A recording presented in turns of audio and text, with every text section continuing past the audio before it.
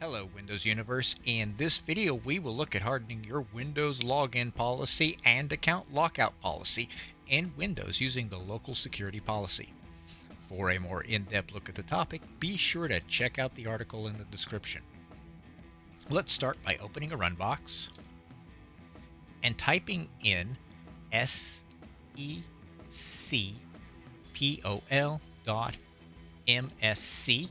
and clicking OK. In the left pane, go to Account Policies, then select Password Policy. Now let's configure some of the policies that will make your passwords and accounts a little more secure. First, let's go to Enforce Password History.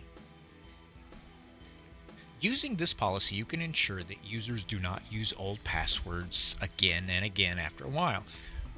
The default on domain controllers is 24 and 0 on standalone servers.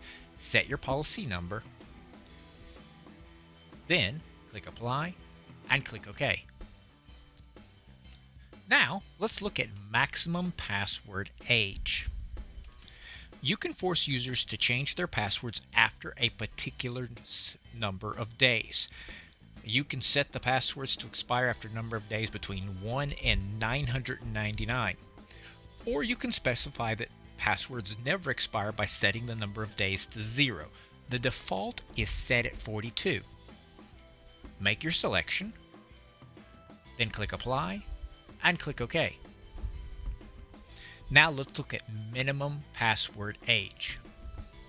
Here you can enforce the minimum period that any password must be used before it can be changed.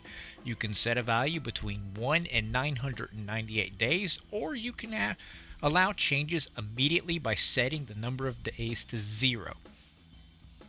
The default is 1 on domain controllers and 0 on standalone servers.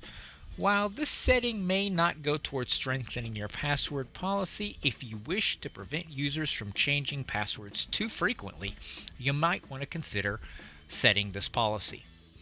Moving on, we can set a minimum password length.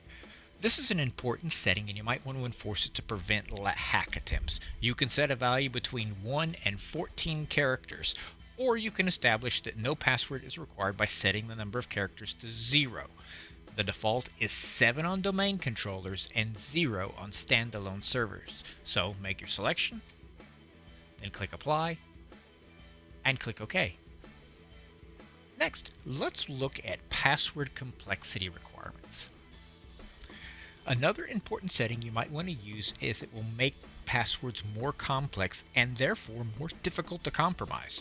If this policy is enabled, passwords must meet the following requirements: not contain the user's account name or parts of the user's full name that exceed 2 consecutive characters, be at least 6 characters in length, contain characters from 3 of the following 4 categories: English uppercase letters like A through Z, English lowercase characters A through Z, base 10 digits 0 through 9, non-alphabetic characters, for example, the exclamation, the $sign, the hashtag, and the percentage sign. You can either enable it or disable it. Then there is store passwords using reversible encryption. This security setting determines whether the operating system stores passwords using reversible encryption. Storing passwords using reverse encryption is essentially the same as storing plain text versions of the passwords. For this reason, this policy should never be enabled unless application requirements outweigh the need to protect password information. Now, let's look at lockout policy options.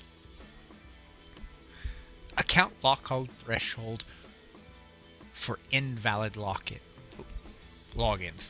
If you set this policy, you can control the number of invalid logins. The default is 0, but you can set a figure between 0 and 999 failed login attempts. Account lockdown duration. Using this setting, you can fix the number of minutes a locked out account remains locked out before automatically becoming unlocked. You can set any figure between 0 minutes and 99,999 minutes. This policy has to be set along with the Account Lockout Threshold Policy.